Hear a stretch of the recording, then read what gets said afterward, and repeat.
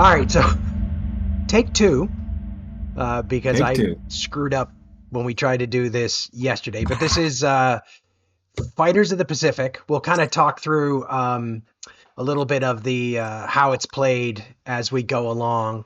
But we, as I sort of this will bore you because we did this when we did the aborted video yesterday. But um, I hadn't seen any plays of this particular scenario, and it took us like 3 tries or 4 tries before we found kind of like what it takes to make it competitive. So I thought it'd be useful to have a video out there where people could kind of see especially what the Japanese have to do early on to make it competitive.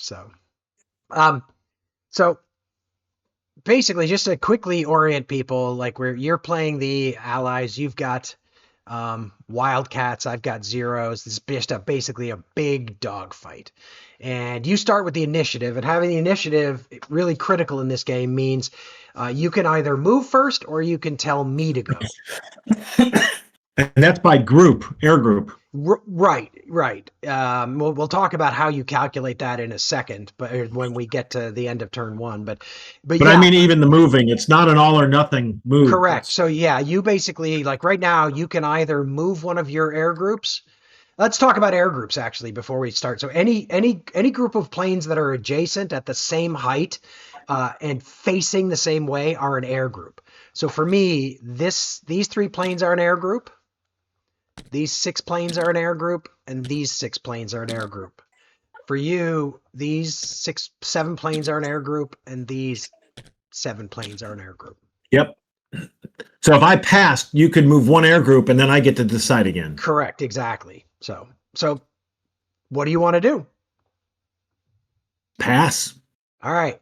So I'm going to move, and basically moving planes.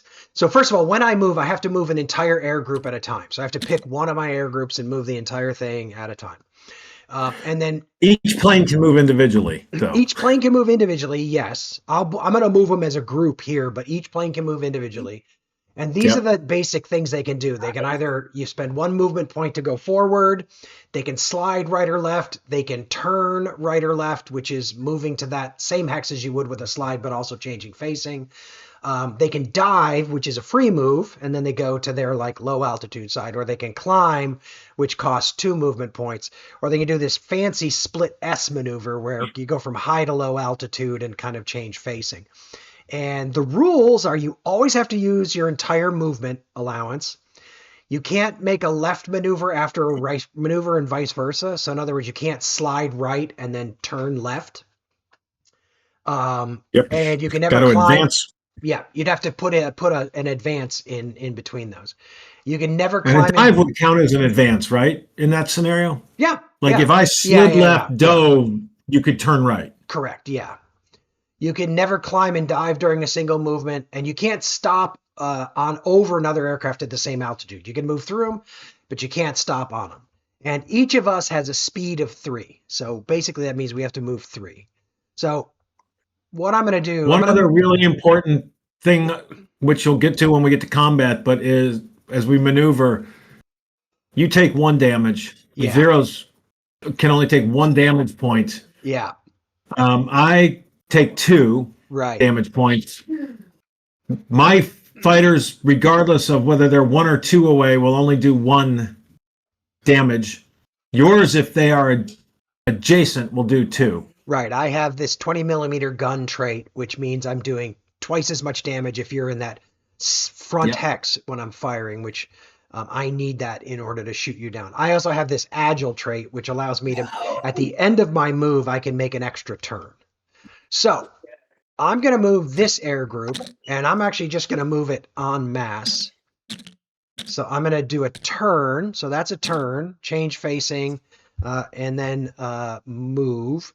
And then I'm just going to advance them 2. So that's 3 movements. I turned and I advanced twice. Now I've moved 1 air group. So now it's back to you. I'll pass. You can I'll either let you go. move again or pass. All right. So I am at this stage. Yeah. So I'm going to advance. Then I'm going to... No, I'm not going to do that. That's not how this works. You're going to advance again.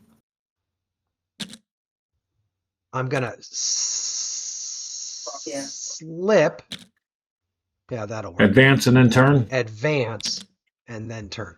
And the main point is what I'm trying to do is make sure that all my planes are together, because I am trying to turn myself into one air group so that I can take the initiative away from you. All right, so that's my second air group moved.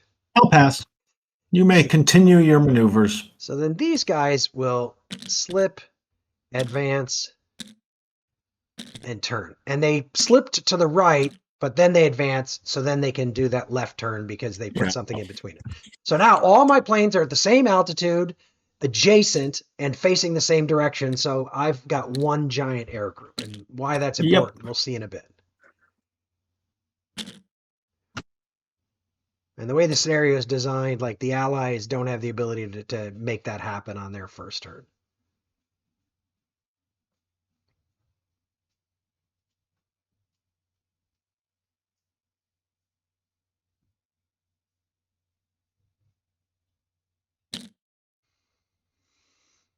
Okay.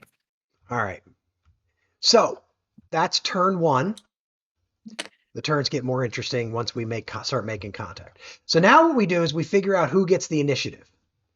And you basically total up what's called how many handicaps you have.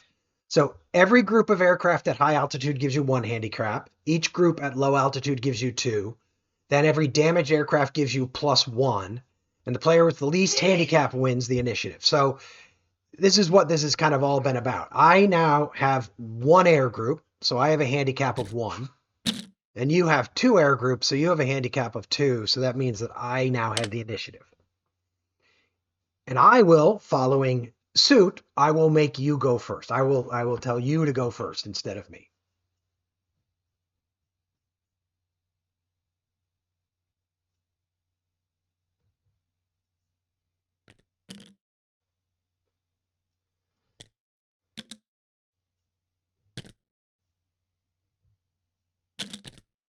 Whoa. Oh, my gosh. Did not mean to do that. No. I didn't even know you could mass do that. I didn't know either. And it's weird that they didn't all go to the same Yeah, state. that's even... They all went to like different states. So that's 1. That's 2. That's 3.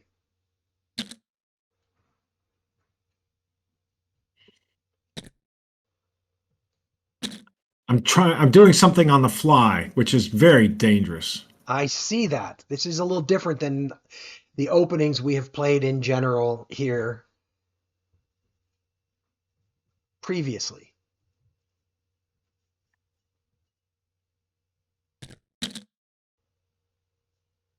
Well, it's your turn. Oh, sorry. It is my turn, but I'm going to make you go again. So you have to move your second air group. Because I got to figure out where you're going to end up before I move my planes. Because the key thing that we figured out is after the end of turn 2, the Japanese have to make sure that you can't get me into range or can't get most of my planes into range prior to your next turn. The first couple of times we did this, you could get in range, and I was like just torn apart. It's kind of too easy for you to shoot me down.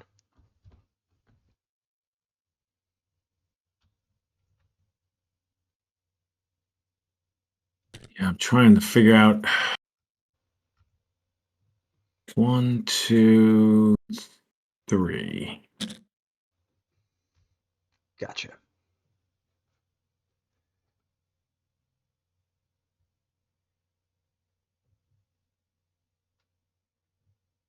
All right. All mine have moved. And by the way, we normally would mark these, but we're in such big groups right now. We know what's moved and what hasn't. And there's not going to be any combat, so it's not that complicated. So what I got to look at is, like, for example, you can get a plane to here or here next turn. So I got to not end up with planes places like that, because then they'll just get shot down. might be worth by now talking about clouds. So clouds. Oh yeah, that's a good idea. Clouds, you can't fire into or out of clouds. So, for example, this guy can neither fire nor be fired at. Then there is, you can't fire through clouds. I'm going to clone a couple of aircraft really quickly to demonstrate this, because there's kind of an interesting nuance here that we figured out on BGG. So the question was, what does through a cloud mean, right? Because in this case, what does through a cloud mean?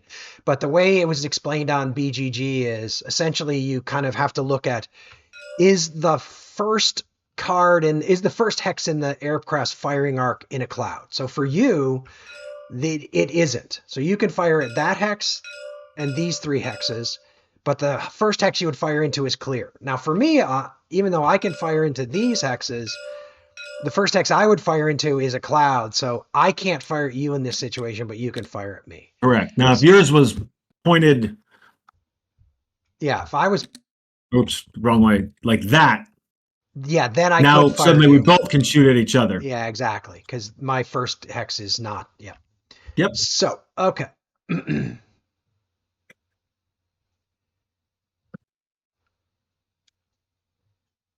So, just going back. 1, 2, 3, 4, 5. So I got to avoid getting into that hex. So I'm thinking if I go slip 2, 3, 1, 2, 3, I'll be okay.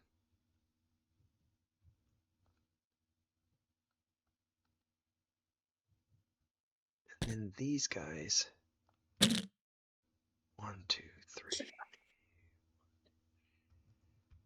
All right, I'm gonna do that. All right, turn 3. Turn 3. So we're still, the handicap remains the same. You've got 2, I've got 1. So I'm gonna once again pass it over to you and let you. 1, 2, 3.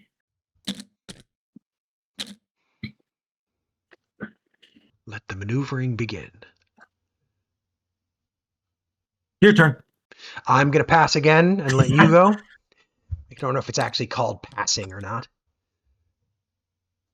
Well, that was not expected.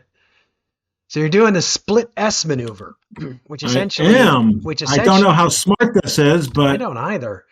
Which essentially what you do is you go to low altitude and then you put your you can put your tail...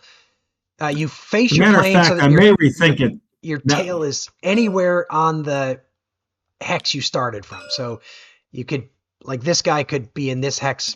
Oh, sorry. Actually, I don't think it's a good idea. It felt really smart. Why? Yeah, okay. Well, because you get to go and then you could go again, and I think you literally could get to a spot where you shoot them all down. Well, they'd be able to dodge. Oh, that's right. That's right. I forgot about the evade. Yeah, you'd be able to evade. They could sort of evade. Yes. I mean, I might be able to get 1, 2, 3, 4. Yeah, I mean, I could get on the tail of basically all of them. I'm pretty sure. Yeah. I need to think. It may not be the worst thing. It could be a short video. Well, one thing about it that would be interesting is then I'd have all my planes kind of over here. If I do it, I'd have all my planes over here with your plane still to move. I'd have to decide if I wanted to do that, right? Yeah, I think you know what? It was what I decided I was going to do, smart or not.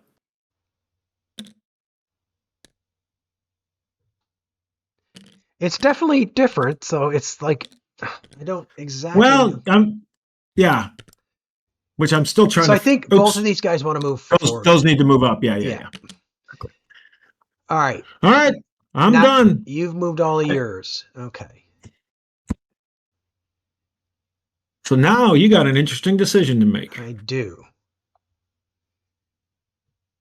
Are those bait?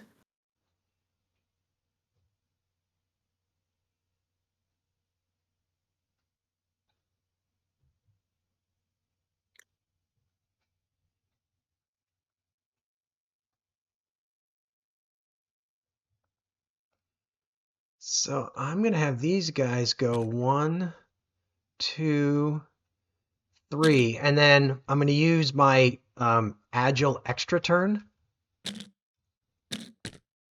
to move them one more.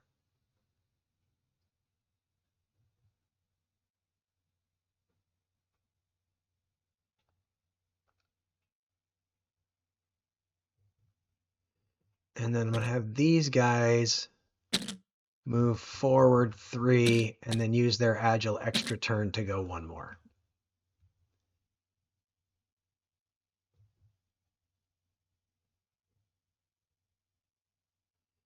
And that's it. That's it for turn 3. It'll slow down. Yeah, once we come to grips with each other, it'll slow down.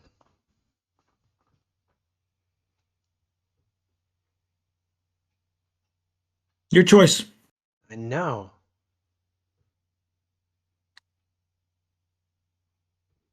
So I want to just let's actually probably worth covering right now because we may end up having combat, and this is what I'm kind of trying to think through.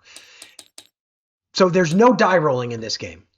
Basically, if I get you in my firing arc, I do damage, with the one exception that you can dodge. So when an airplane that has not yet been activated is shot at, it must dodge in an attempt to escape the field of fire of the airplane firing at it. It's a compulsory movement of 1 hex to advance, slide, or turn, possibly accompanied by a dive if the player wishes. A fighter at high altitude can also choose to split S in order to dodge. You can never climb to dodge. Okay, and after you dodge, you're considered activated. So the question I have to think about is, like, do I want to get in here and try and shoot a bunch of these guys down?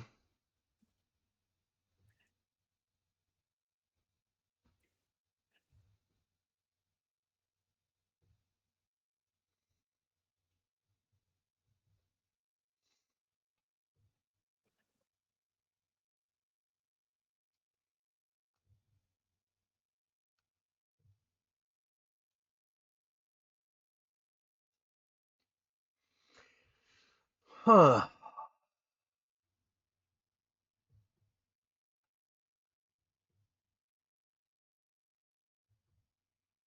All right. All right, man, let's see what happens. Who knows what's going to happen? So I am going to choose to go first. You have to move that whole group. I have to move all my planes. So this guy is going to go 1, 2, 3, and then he's going to dive. So now he's firing at that guy.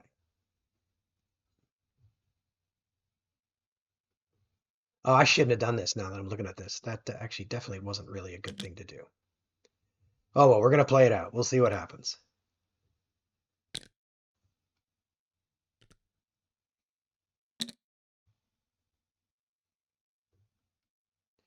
So he's going to go 1, 2, 3, and dive. And who's he going to try to shoot? I know. Oh, that's yeah. No, he can fire at either of them. Yep. Yep. I was thinking that guy, but I realized.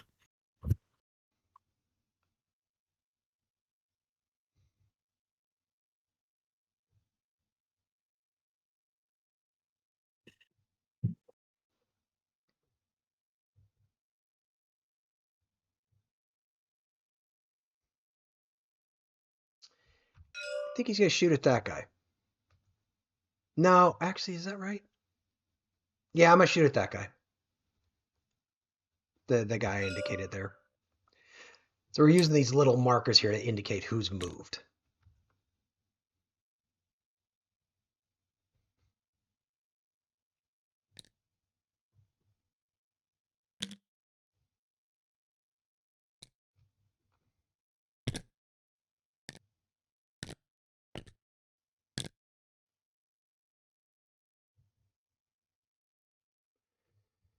All right, so this guy is going to go 1, 2, 3, and dive.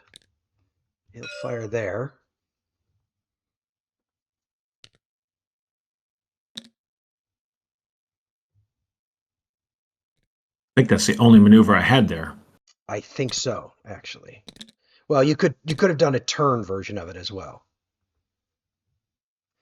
And this guy is going to go 1, 2, 3 and dive.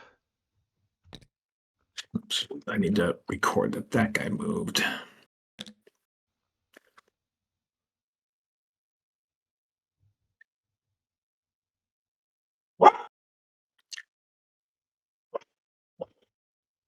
And he'll shoot at that guy. So he's going to do 1 damage because he's, here I do 2, there I do 1. So you're going to switch yours to a damaged aircraft, which gives you a little bit more handicap. So then I'm going to go 1, 2, 3, 4. And I'm going to shoot this guy down because he can no longer move.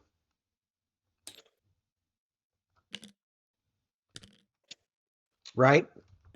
Yep. That guy had moved, so you'll just put that off the side.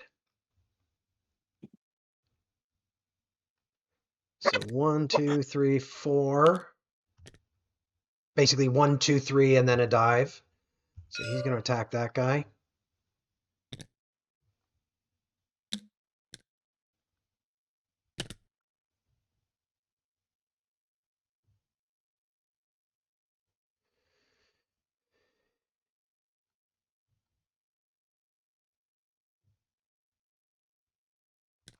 Two, 3, dive. So I think I'm going to take that guy off the board is what's going to happen.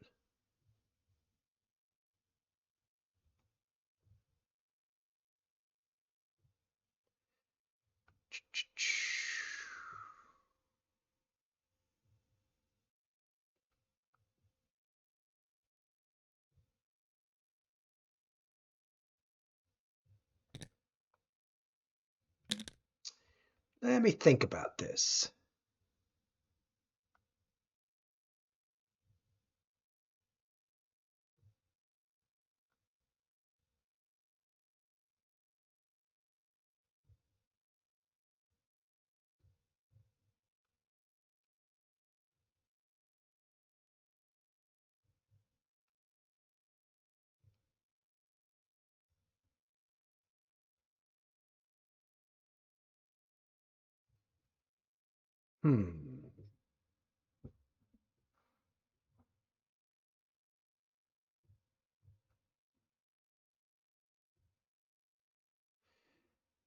This is going to be interesting. I might get just absolutely wiped out in a second.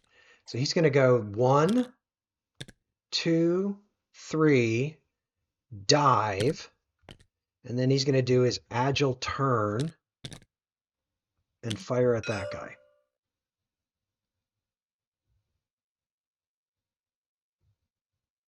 Interesting. I think his only move is here. At least if he wants to avoid damage.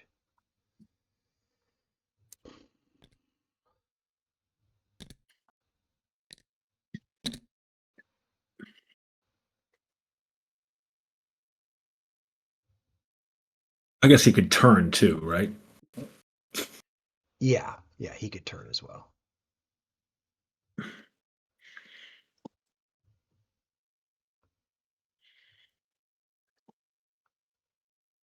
One, 2, 3, dive, and then I'll do my agile turn.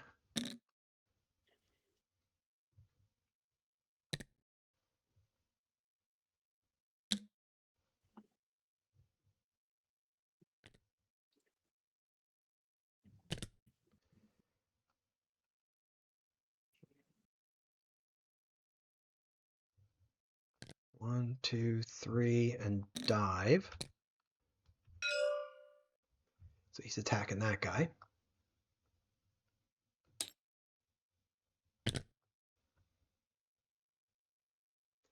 You're definitely going to shoot some planes down, that's for sure. I don't think I've gotten enough out of this. I shouldn't have gone first. I don't think I have anywhere to go except there. I don't think I think you it's do literally either. my only. I think I will. But he's about to get shot down anyway. Yeah, so this guy's going to go 1, 2, 3 and dive. So he'll shoot this guy down, right? Yep. Yep. This guy will go 1, 2, 3 and dive and shoot this guy down. Yep.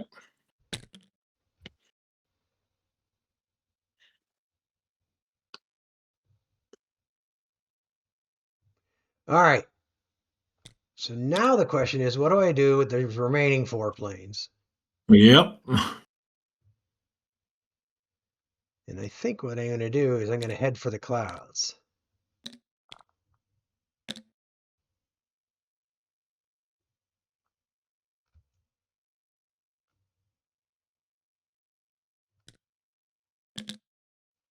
All right. Oops. I am going to take all of my moved markers off the board. We know all of my planes have moved, so those are just Yep. creating clutter at this point. And so then it's your turn to move your remaining. Oh, actually, well, you got to move both your air groups, but Well, that one's already been that moved. one's already been moved pretty much. Yeah, so that one can't move. So now it's a question of how many of my guys can you get shot down, and I gotta believe you can get more than 3. So I think this may have been a bad idea on my part. But we'll see. I mean, some of them are kind of protected because they're behind your planes. You know? Yeah, I don't know. I'm trying to look here to see.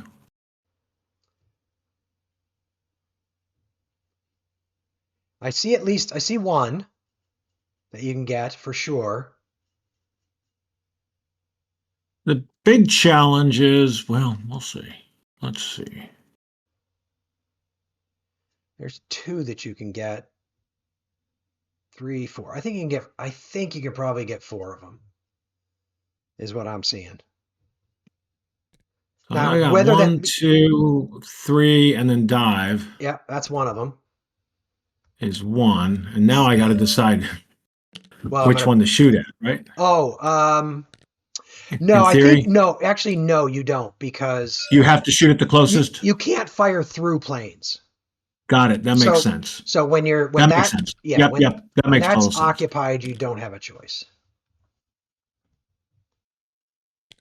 1, 2, 3, 4. Okay. Might be able to get 5 now because I didn't actually have that one on my list. Yeah. Okay, you'll be able to get 5.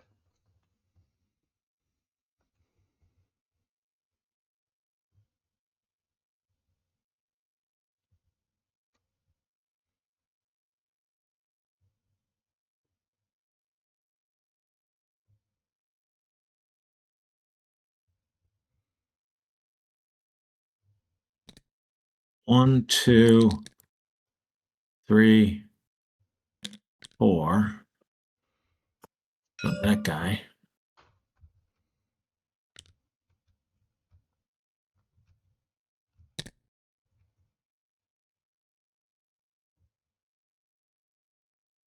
I guess he can go 1, 2, 3, 4.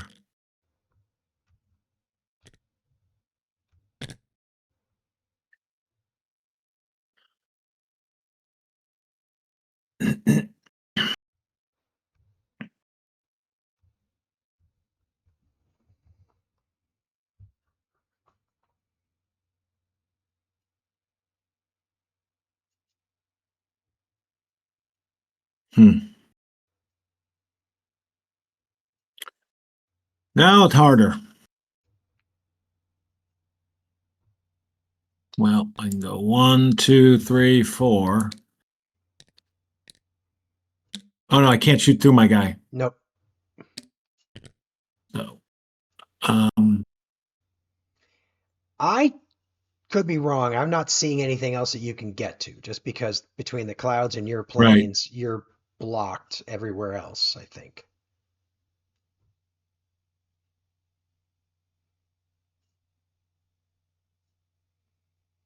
But you found one that I didn't see. So I had 4 when I kind of did a quick assessment. So you already did better than I was doing when I was trying to figure it out.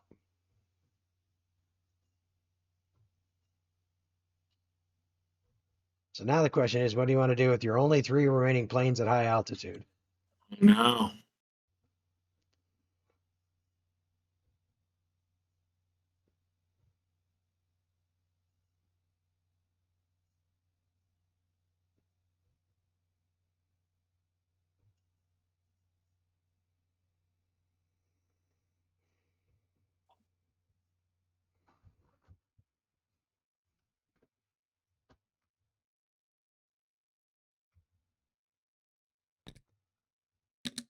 So part of me wonders with a game like this where it's chess-like insofar as there's no die rolling. Could you teach Stockfish how to play this game perfectly?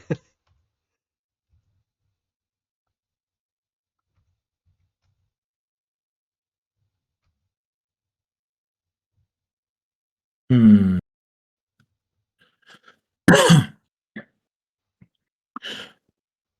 Well, I'll talk through what I'm trying to figure out right now. You've got 1, 2, 3, 4, 5, 6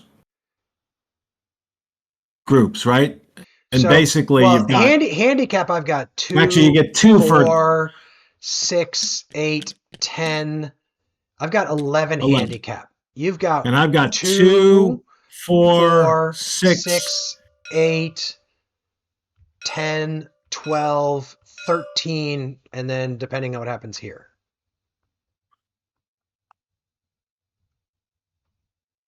So I don't think you're taking the initiative. I mean, you could get a guy here to connect these guys up so that they aren't creating 2 extra groups. That would help. Well, I'm trying to figure out if I can get the initiative. That's what I'm trying to figure out. So you've got 1, 2 handicap, 3, 4 handicap, 5 handicap for the damaged plane, 6, 7 handicap, 8, 9 handicap. So let's say you got 9. You got roughly 11 handicap, depending on whether you can connect things up. And you had what? 11? I had 1, 2, 3, 3? 4, 5, 6, 7, 8, 9. I had 11. And the best I can get is 11, is what we think. Is what I think. I mean, the only way you could get less than 11, I think, is if you manage to connect these 3 planes somehow. But I don't think I can connect those 3. I don't think you can connect those 3 because if you connected those 3, then like a couple of extra groups would go away and you'd smush it into 1. I can connect. You can connect those. Those with all these, I believe. So that would give you 2, 4, 6, 5, 8, 10. It'd be 11. It'd be 11. So it'd be a tie. Yeah. Yeah. It'd be 11.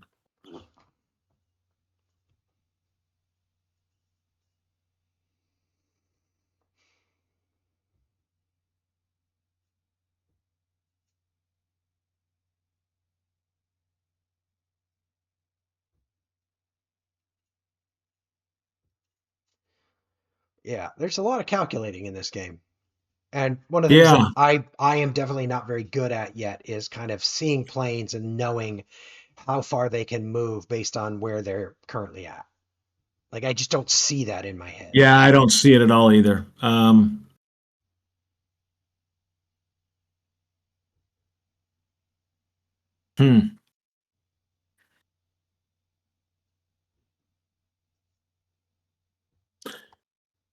Well,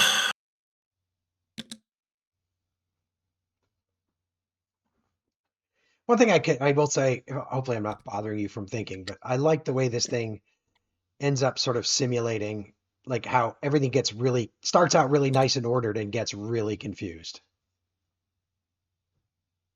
big time. So here, just for anybody watching, right, these 2 planes can occupy the same hex because they're at different altitudes. Just in case that's not clear to anybody. Exactly.